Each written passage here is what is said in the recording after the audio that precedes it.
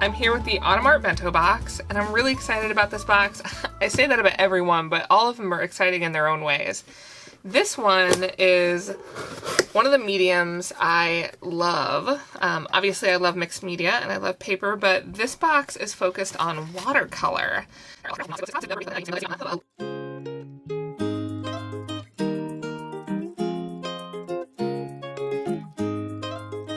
So we have a lot of different materials in here for watercolor, and let's just get right into it. We have a chock full little packet of stuff, so we're going to open this up and take a look. Alright, we have a brush that is a 6 Creative Mark brush. I opted for the flat brush because I think it's a little more versatile. It's not technically a watercolor brush, but I like to use different types of brushes when I work with watercolor, and I'll show you the possibilities with this one. We also have Turner Artist Watercolors. This is made in Japan, and it has great pigment, it's high quality, awesome watercolor, and a little bit of watercolor goes a long way. So it may look like a little bottle, but this is a full size and not a sample one. It's some of my favorite watercolor. We also have a general sketch wash graphite pen, so you can sketch like a normal pencil and then add water and it turns into a wash. So it's almost like the cross between drawing and painting. And it's water soluble, of course. And then we have new concentrated watercolor Ecoline Royal Talons brush pen. I'm super excited about these. They just came out on the market. I've seen a lot of people kind of start using them, and they're really fun to play with both wet and dry. And then of course we have our packets of paper and ephemera. So the packets of paper this month, I really tried to push a kind of Japanese fun feel. We have a lot of things from Japan. We have the dessert is from Japan, the watercolors from Japan. So I thought it'd be fun to do like kind of the extra sheets in this like Japanese feel. A lot of them, they're kind of random with random colors, but a lot of them are kind of rice paper and have a really neat Japanese look. And then we have some other additional larger sheets. So you'll see kind of a variety of these types. These two come in every single box. I think this may also come in every single box. And then some of you guys have square sheets and larger sheets of this. So lots of really fun, beautiful paper in the autumn box. I kind of pushed towards some warm tones. I thought those would just be really fun as leaves start to change in the areas that have seasons. And for everybody else, it's being in the Midwest, that's one of my favorite things. So the dessert is these stickers. These are a lot of fun. So you can see those in your pack. And then a standard pack of ephemera. And then in the back of the ephemera is the substrate we're working on. There's a sheet of Arches watercolor paper. This watercolor paper is made in France, and it is 100% cotton, and it's 140 pounds, so it's pretty thick. It's a really nice sheet. I hand cut all these down to this size, and this is what we'll be doing our project on. So super excited about that. Let's move some stuff out of the way and get going. I thought it would be good in this video, since there's so many different mediums that came in this box, to kind of do a sampler of potential uses for the mediums. I also did some sample finished pieces to show you, which I will do that next. Just kind of setting up here. I like to use something to mix watercolor in, especially two watercolors.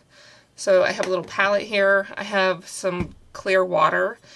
I always use a glass of water or a jar of water separate watercolor that is separate from my other. So you can see my other jar here, which actually needs to be changed out. This is what I use for my acrylic paint and my mixed media work. But when I'm doing watercolor, I don't want any of the gesso or other acrylic paint to get into my watercolor brushes. And I actually have a whole separate set of watercolor brushes. So just kind of my own thing that I do. These are my mixed media brushes. And you can see they're kind of stained. Some of them are a little firmer.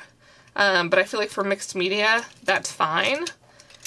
So you can see those. And then I have a whole separate water and brush set for my watercolors. So just something like a studio tip there for kind of organizing your supplies and how you use them. Obviously you can use a brush cleaner to kind of clean your mixed media brushes and do whatever you want. Sometimes I do crossover, but very rarely.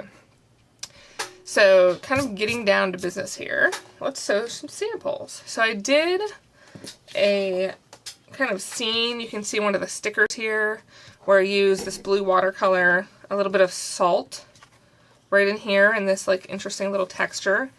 And then here's where I use that edge of the brush. So being a square brush and having that tip, I kind of took it along the edge and then used it to make these little bamboos. So that's a lot of fun, and it can give interesting variation. And especially if you only have like one brush, like typically in my travel kits, I'll carry one brush around, or two, and I'll do one round one, probably about this size. This is a 3 round, and then I'll typically do a flat one. So the one that comes in our Bento Box is this 6 shader. So you can get this look, and I think that's cool. And then you can also kind of get some lines like you see in here. I also did just a quick flower here with the pencil, and I laid that down first and then put watercolor up here. That's the blue watercolor, and down here is the brush pen. And then I started this little abstract piece and laid in the brush pen and then laid in some watercolor over it and played with some salt to see if it would react with the brush pen, which it did a little bit. It's a little hard to see, but it did a little bit. So that's really fun. So those are kind of some project ideas of just some illustrations, some abstract, but we're going to look at the mediums themselves and see what options we have in those. So we're going to do a little sample. Down here we're going to do dry, and up here we're going to do wet, just so you can see the difference of how these mediums can work and how they react, and to give you some ideas as you apply them to your own projects. So we're going to do a little illustration. I'm thinking just a simple little cupcake character would be fun.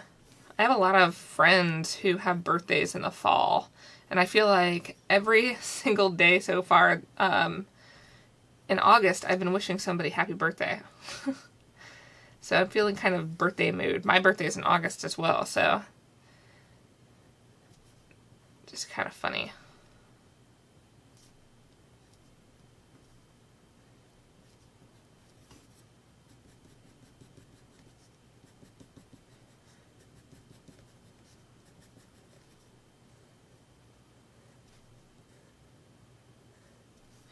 So whenever I'm drawing kind of characters, I like to shade little bits and just do something simple and then like over exaggerate some part. Like maybe this cupcake has really long arms for some reason, like sprinkle hands.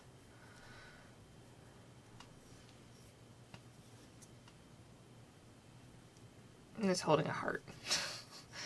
I think it's fun to give little details too, like this little piece of fruit with some leaves and maybe some sprinkled cheeks. So that is just a normal looking pencil drawing that's dry. And now if we do that same kind of character up here,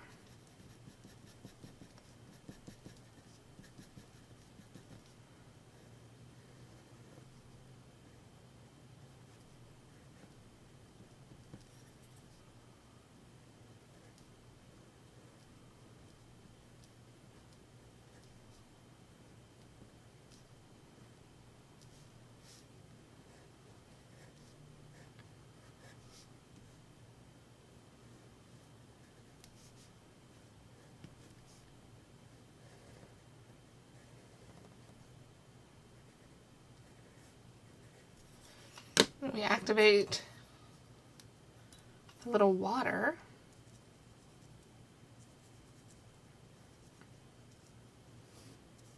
And give it a little shadow. Let's add some neat dimension to that cupcake character.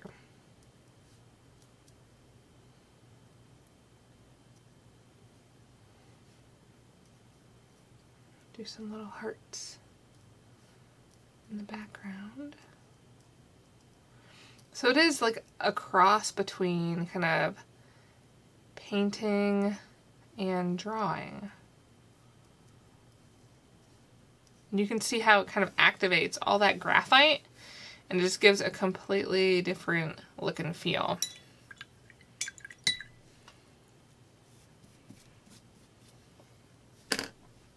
So you could definitely find some fun uses with that. So we're going to pull in a marker to help do a little detail. Got a medium tip Faber-Castell. Because the next one we're going to do is going to be watercolor. And I typically, if I know I'm just doing a little character, like I'll put a little bit of my brush and then kind of mix it out into a palette. And like I said, a little bit goes a long way.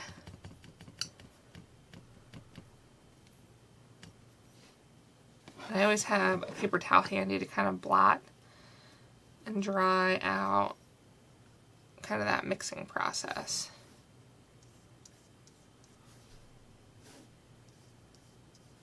We're going to make these same kind of shapes.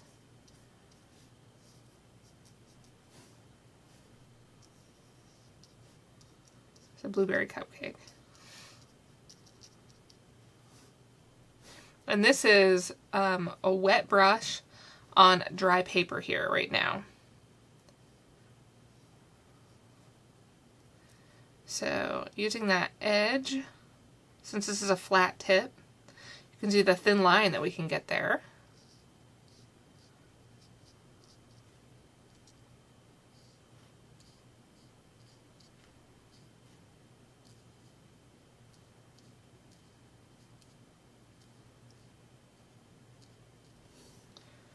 Got the heart.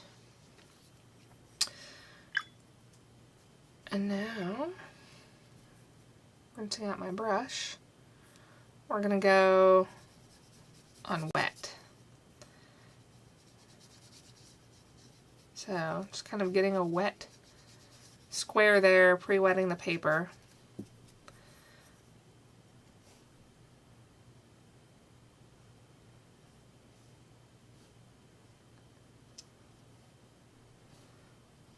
And we're going to allow this, you can see, and I'm going to get a little more color in there so you can see how that's going to bleed on that wet. And just to kind of see how this pigment works.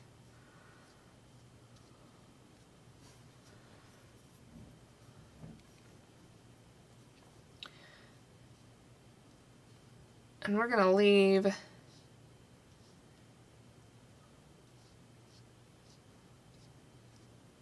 this to kind of dry. So we'll do the detail work in both of these with the Faber-Castell pen. Next up is the brush pen. So this has a really firm brush tip, which is awesome. And it allows you to get some of these really neat fine details, like this. A pretty good fine line.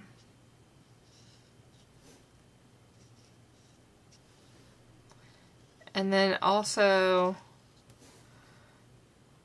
some fat lines. So that's neat.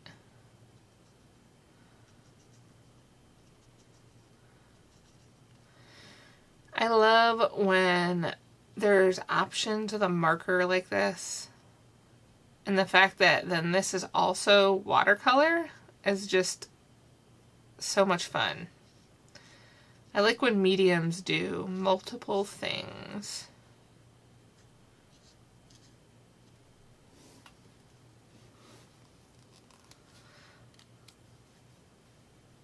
So just to give you a little sample of how this reacts with water, I'm going to put a little bit of water right here.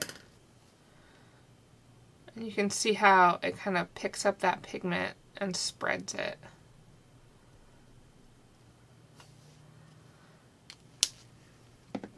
So we're going to draw this cupcake.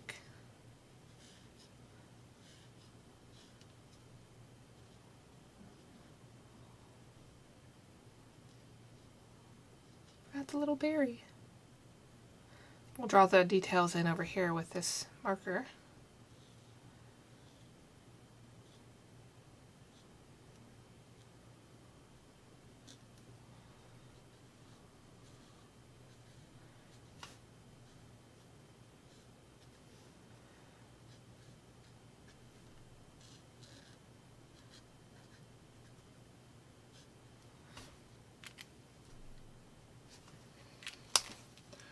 And then you can see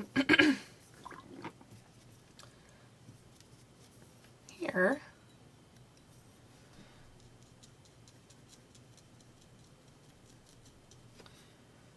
and the blending of this marker to watercolor.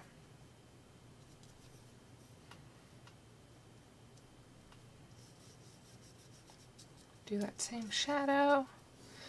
And it doesn't pull as strong of a pigment as if you're using it right into wet, but enough that it kind of gives that watercolor blended effect. That is still wet. This one is dry, so we'll go ahead and add detail down to this little guy. And I love how little illustrations over watercolor kind of come to life. It's just fun to have that kind of bleedy, interesting color in the background, and then as you look for opportunities to add little detailing and a little interest,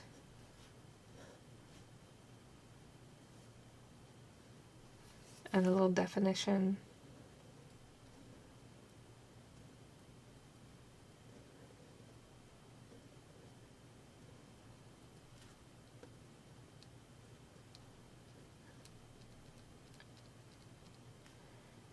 Kind of brings them to life.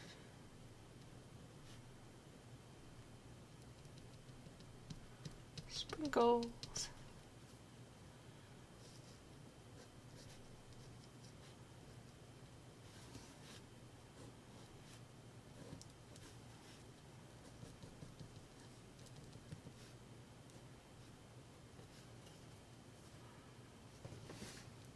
Fun.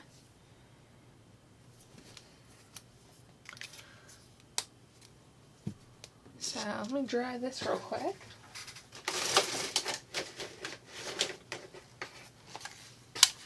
It's always handy to have some kind of a dryer in your studio.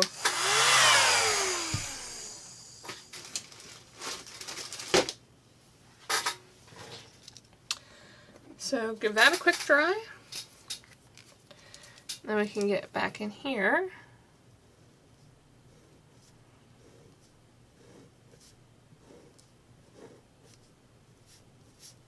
And over that wet, or it was wet before, and it kind of spread out with color. Give it some detail, a little bit of character.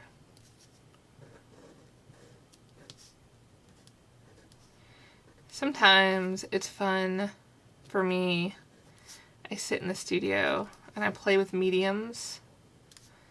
And I look for kind of interesting ways to test them together.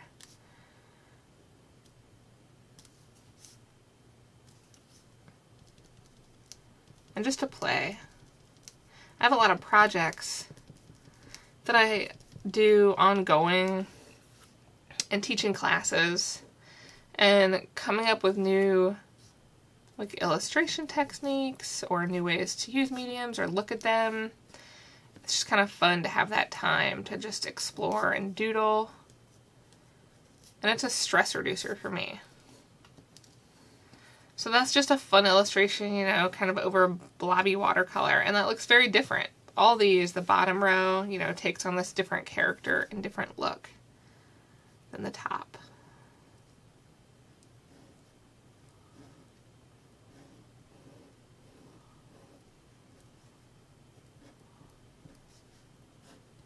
Which is fun.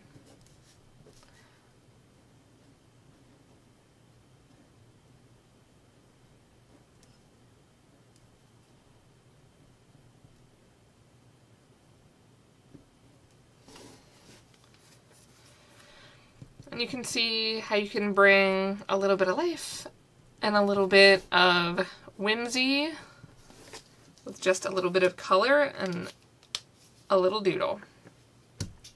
I think all of these could be really fun techniques. I think definitely if you have never used salt with watercolor, that is another fun one too. A lot of people have. But I find that different watercolors react differently with salt. So we're just going to do a quick test here. Really saturate this page.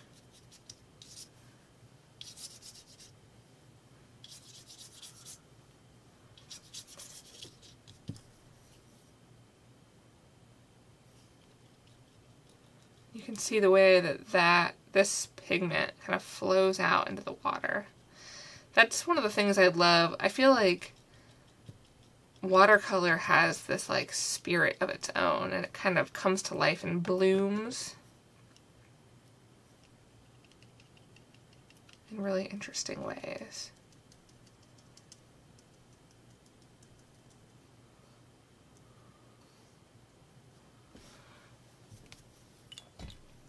I find that playing with mediums also gives opportunity for this kind of free experimentation.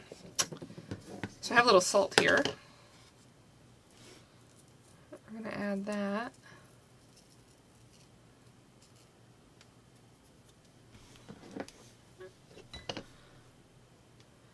And then really wet paper down here.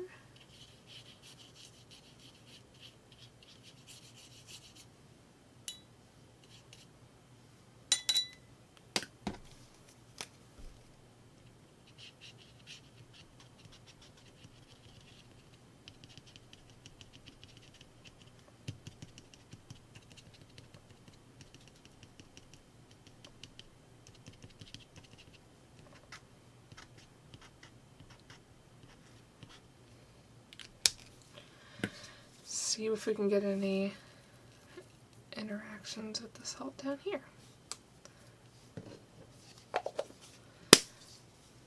So I really love how the Turner watercolor blooms there. We get a little bit of blooming with the water brush pen, the Echoline brush pen as well.